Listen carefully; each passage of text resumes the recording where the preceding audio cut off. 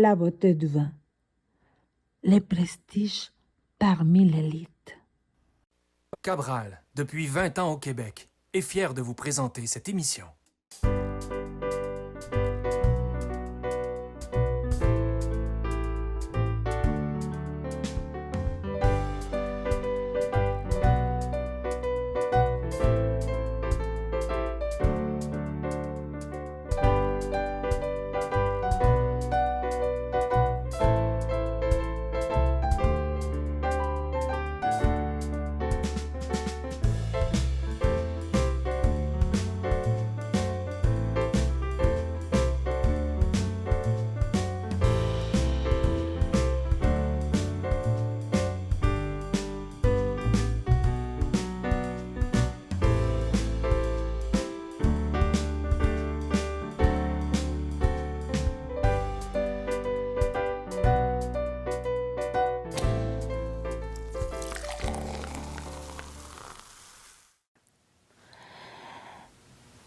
Mais est-ce que vous savez qu'est-ce qu'on boit chez nous, ici, à Latino-Amérique? Au Mexique, ce que nous avons au Mexique, c'est vraiment une grande variété de cépages. On va trouver des Pinot Noirs, on va trouver Malbec, on va trouver Pinot Meunier, on va trouver Merlot, on va trouver Gamay, on va trouver Touriga National même, Nebbiolo même. On va trouver beaucoup de cépages en blanc également, sur les Chardonnay, les Sauvignon blanc, les Riesling, et les Pinot blancs, les Pinot gris, et l'Uni blanc. On va trouver beaucoup de variétés de cépages au Mexique. Bon, on continue avec l'Amérique. Donc, on parlait de qu'est-ce qu'on voit chez nous. Qu'est-ce qu'on voit chez nous et à Latino-Amérique. Bon, et ce qu'on voit vraiment, c'est d'abord la liqueur. On prend beaucoup de liqueur, surtout au Mexique. Et puis, on va boire des jus de fruits naturels.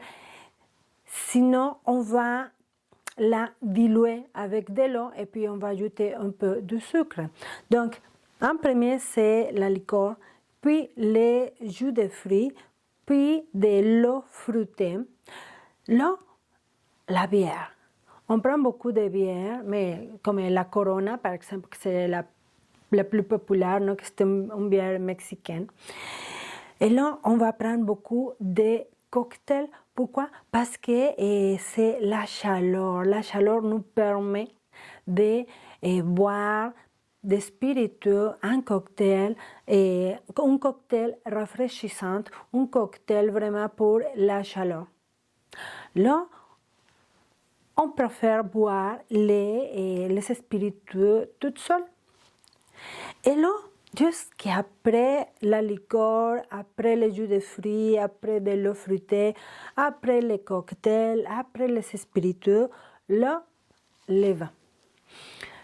Le vin ne fait pas une partie de notre culture comme ici au Québec, comme à la France par exemple, mais par contre, il y a des pays comme l'Argentine, le Chili et l'Uruguay que c'est le contraire.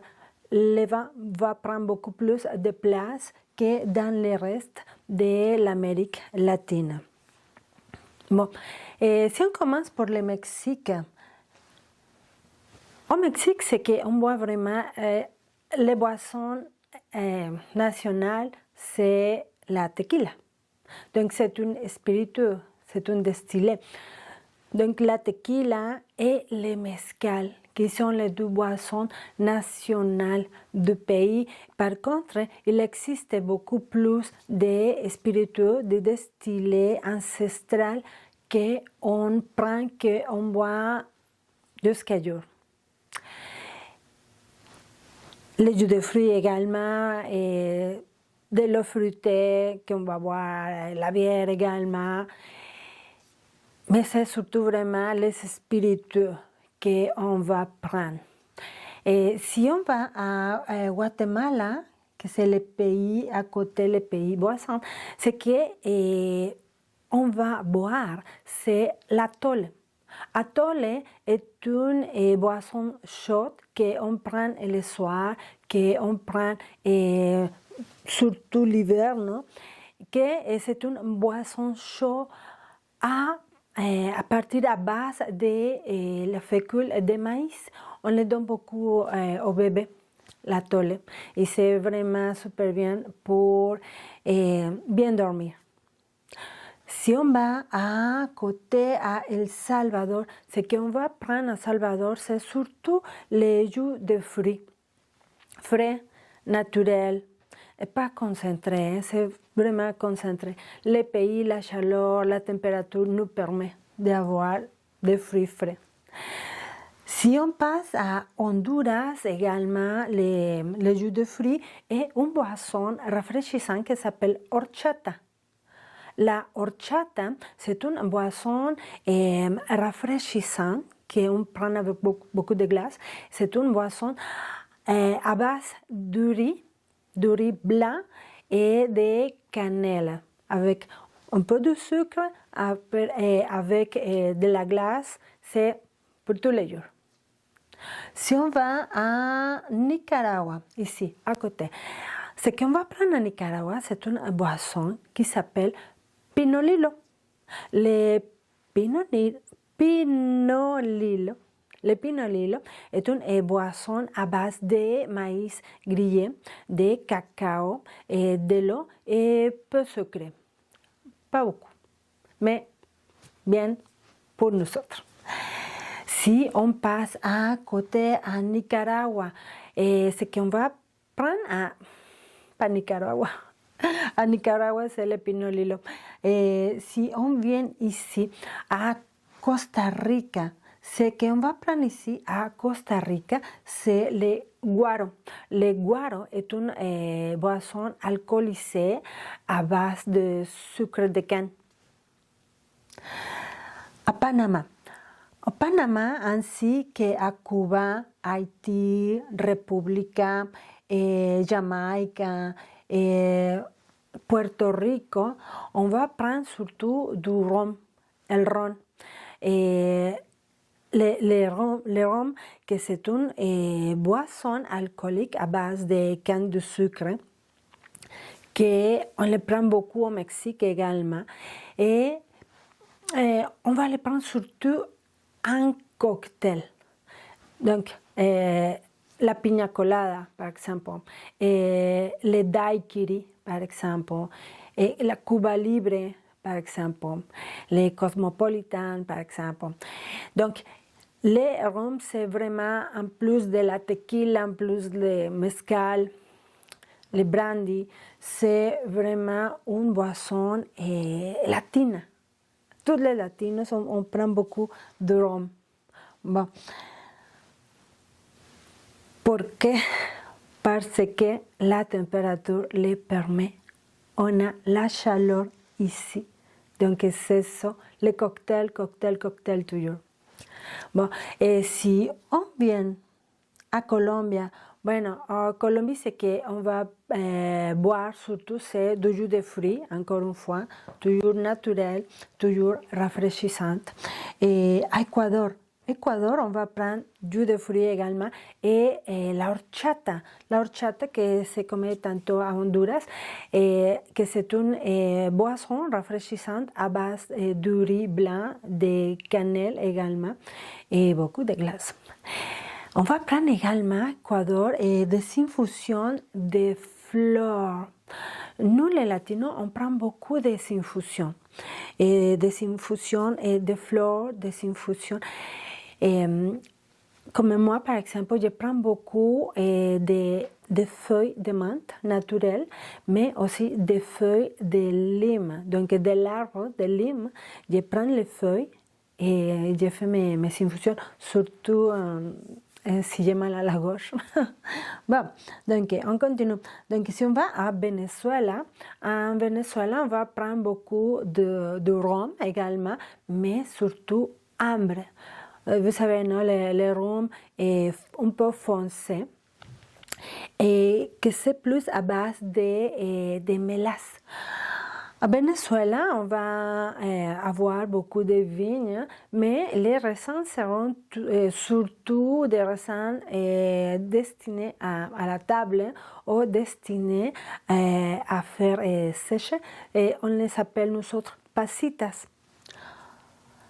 Si on va au Brésil, on va élaborer surtout du vin mousseux. Et les cépages le plus représentatif, c'est la Isabelle Delaware. Si on vient au Pérou, au Pérou, on va trouver surtout des cépages comme el Pedro Jiménez, por ejemplo, comme la Quebranta, comme la Criolla. Oui, on fait du vin, mais surtout, on va distiller le vin pour élaborer du pisco.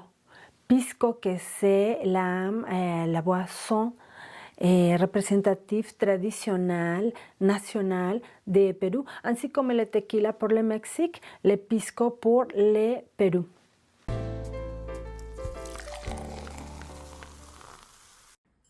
CAWA, Canadian Women's Wine Association, est la seule association de femmes du vin au Canada créée au Québec. CAWA sensibilise auprès des membres ainsi qu'au grand public à la consommation responsable. Elle apprend les dommages que l'excès d'alcool puisse causer vers nous et les autres. CAWA vise à faire rayonner surtout aux femmes dans l'industrie. Les femmes inspirantes qui offrent des opportunités à tous ceux qui font de cette industrie un art, grâce à leur passion et leur talent. Devenez membre. En tant que membre de CAWA, vous aurez accès à différentes activités telles que les salons de vin, des conférences, des rencontres avec les producteurs et productrices, des formations, des ateliers et plus. Toutes les femmes sont acceptées à CAWA. Vignerons, sommelières, serveuses, représentantes ou toutes simplement les femmes qui aiment le bon vin. Toutes sont les bienvenues. Devenez membre et faites partie du réseau mondial avec des autres associations. L'Italie, par exemple, l'Argentine, le Pérou, l'Australie, la France, l'Espagne et beaucoup plus encore. The Beauty of Wine est un magazine multiculturel et multilinguistique qui réunit des personnalités internationales majeures dans les domaines de l'alcool, de la gastronomie, le sport, la santé mentale, la santé physique, les voyages et le bien-être dans toute son splendeur. The Beauty of Wine magazine compte avec plusieurs collaborateurs de partout la planète.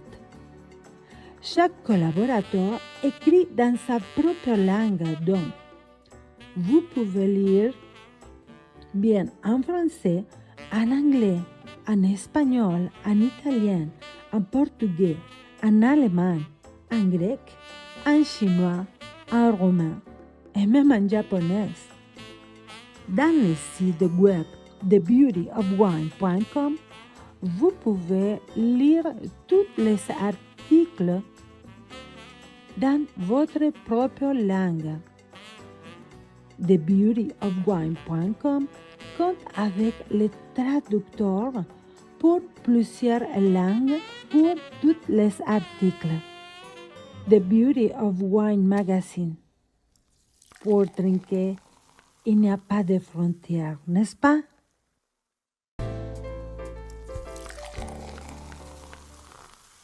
Bon, et si on va à Bolivie, bon, ce qu'on va prendre à Bolivie, c'est le api. Api, A-P-I, c'est une boisson surtout dérivée du sucre. Donc, l'api, le pisco, le pinolillo, le guaro, la tequila, le mezcal, par exemple. Donc, nous avons des boissons assez représentatives. Si on va à Paraguay, bon, ici, à Paraguay, à côté de l'Argentine, c'est qu'on va prendre surtout du maté. Le maté, c'est l'infusion herbale que c'est également bien prendre ici dans le sud de Latinoamérique. Et si on vient ici à Uruguay, bon, à Uruguay, on va trouver surtout les cépages Tana. Les cépages Tana vont nous donner, même s'ils viennent de la France, va nous donner des vins corpulents, des vins assez costauds, des vins rouges avec un bon caractère et des vins rouges très puissants. Donc, les Tana, c'est le cépage idéal pour, chez nous ici au Québec, pour la chasse, pour les viandes fortes. Prenez un vin de cépage Tana surtout et d'Uruguay. C'est vraiment fantastique. Bon, et puis si je viens à l'Argentine, bon, à l'Argentine, ce qu'on va prendre, c'est le maté. Mais l'Argentine, c'est un pays vraiment vinicole, ainsi que comme Uruguay, comme Chili. Ce qu'on va trouver à l'Argentine, c'est les cépages Malbec, les représentatifs, et Bonarda, le doux en rouge. En blanc, on va trouver les sémillons, les chardonnays, les sauvignons blancs, les chenin blancs et un cépage très parfumé que moi je dis que c'est comme un cépage pour les femmes parce que c'est tellement parfumé, tellement de bouquets de fleurs que c'est les Torrontes. Donc si vous avez la chance, si vous aimez les parfums, vraiment, prenez un Torrontes de l'Argentine, vous allez l'adorer. Au Chili, bon, au Chili, que c'est un pays vinicole et c'est un pays qui nous offre des vignes en santé, que c'est un pays qui nous donne beaucoup de vins bio et éco-responsables. Donc c'est un pays vraiment qui fait beaucoup d'attention concernant l'environnement.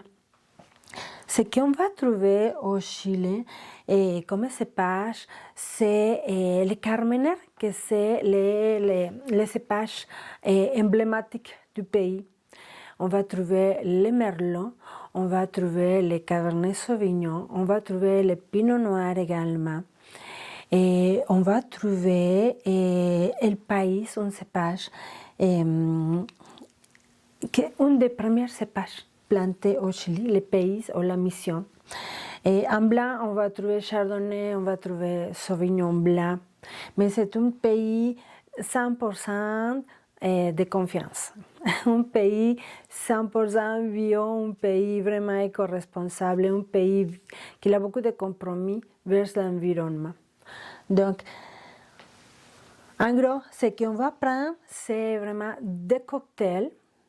Oui, nous avons nos boissons nationaux, le tequila para México, el mezcal para México, el pinolilo por Nicaragua, el guaro por Costa Rica, el mate por Argentina, Paraguay, ¿no? El ron por Cuba, por República Dominicana, el api por la Bolivia, Pérou. Avant d'oublier, à Pérou, en plus de pisco, on va prendre également le thé de coca. Oui, la coca, oui, de thé de coca, parce que ici, surtout à Cusco, je pense qu'on est à une altitude de 3400 mètres au niveau de la mer. Donc, également, on va prendre des infusions de coca et des fois, on va mordre les feuilles de coca également. Au Québec, On va planter, on va trouver beaucoup de cépages hybrides. Vu que la température que nous avons ici dans la Provence est vraiment extrême, c'est les cépages hybrides qui vont tolérer parfaitement bien la température. Comme un cépage hybride, on va trouver les Vidal, les Saint-Pépin, les Seyva blanc, et les Frontenac blanc, les Frontenac gris, et les Vendange en cépage blanc. En cépage rouge, on va trouver les Frontenac noirs, par exemple. On va trouver la Marquette, on va trouver les Maréchal Foch, les Seyva noirs et les Saint-Croix, que c'est un cépage exquis vraiment. Aux États-Unis, ce que nous avons aux États-Unis, c'est surtout les Cabernet Sauvignon, mais un cépage très représentatif de la Californie, c'est le Zinfandel. On va trouver également des merlots, des pinots noirs que les États-Unis, surtout l'État d'Oregon, va nous donner des pinots noirs assez corpulents et avec beaucoup de présence et un pinot noir vraiment exquis. Donc, aux États-Unis, c'est plus New York, Washington, Oregon et la Californie qui vont nous donner plus de vent. Cependant que presque dans tous les pays, presque tous les États des États-Unis plantent de la vigne, mais c'est plus le Washington, New York, la Californie et Oregon qui sont les États de production de vin. Là, on va trouver les Cabernet Sauvignon, les Zinfandel surtout, et les Pinot Noir, les Merlot, les Syrah, et on va trouver une grande variété de cépages aux États-Unis. En blanc, on va trouver beaucoup de Chardonnay, beaucoup de fumé blanc. Le Chardonnay, ça sera toujours beaucoup plus rond, beaucoup plus aromatique, beaucoup plus fruité que des autres pays. Bon, donc on va passer aux suggestions.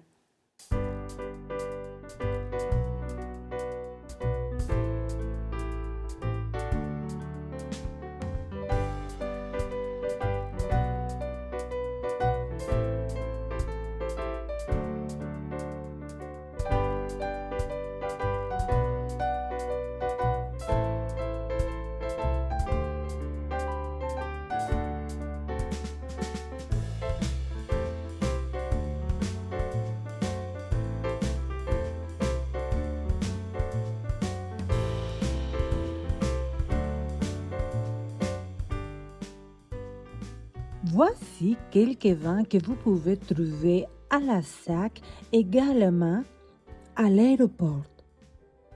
Le Bonneau Chardonnay 2024 est un des meilleurs vins de l'Afrique du Sud. Élaboré à 100% de chardonnay qui pousse sur les sols anciens, riches en calcaire et en granit. Un blanc très aromatique qui exprime une belle minéralité, accompagné d'agrumes de pêche mûr, d'ananas et de melon. Parfait pour les ceviches et les tartares de saumon. Vraiment plaisant à déguster, surtout en Puerto Vallarta ou República Dominicana. La Roche Pinot Noir Pays d'Oc 2023. Des arômes de fruits rouges, des notes de cerises et des tanins très souples. Voici le type de vin rouge qu'on aime boire dans les tables latino. En Amérique du Sud, on aime les produits fruités et agréables à boire. Ce rouge va bien se marier pour le dîner, par exemple, avec les empanadas, los burritos, les tapas de jambon serrano, les quesadillas de champignons. On part d'un repas simple, pas copieux. La Roche Chardonnay Pays d'Oc 2023. Les grappes entières sont déposées dans un pressoir pneumatique, puis les mous reposent pendant 24 heures à une température de 12 à 15 degrés pour laisser le temps aux arômes de s'exprimer. Un élevage sur lit fin en cuve inox d'environ 5 mois est nécessaire pour l'élaboration de ces vins blancs brillants d'une couleur or qui dévoilent des notes de fruits à chair blanche et d'agrumes.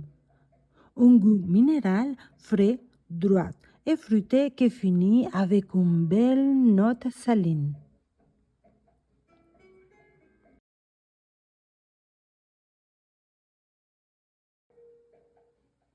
De l'appellation d'origine protégée Sable de Camargue, dans le lac don Roussillon, le sud de la France, voici les pives gris Camargue 2023. Rien de mieux pour la chaleur qu'un rosé aromatique, élégant, sec, super rafraîchissante et fruité. Issu de grenache gris, de grenache, de merlot et de syrah. Des notes florales, d'écorce d'orange et de petits fruits rouges sont au rendez-vous pour les repas de la plage, donc l'homard, les crevettes et les fleurs de saumon. Idéal pour la République dominicaine.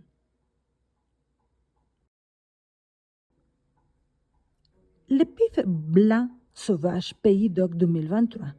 Son vignoble possède un climat méditerranéen chaud, sec et tempéré par la proximité de la mer.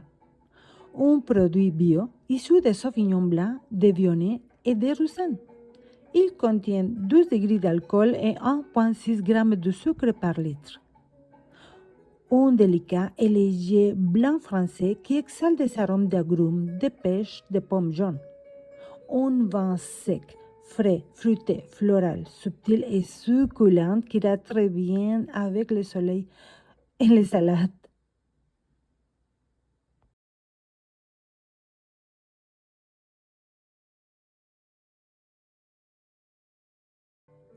Provenant de Lussac Saint-Émilion en France. Jules Le Bègue Élégance 2022 est un assemblage de Merlot, de Cabernet Franc et de Cabernet Sauvignon. Il porte une robe rouge avec les reflets violacés. Il dégage un panier de fruits noirs. Un vin qui goûte les prunes, les mûres, les cassis, les épices et les bois. Un rouge français sec, costaud, boisé, frais et très généreux en fruits. La persistance est longue et les tanins sont bien présentes et succulentes.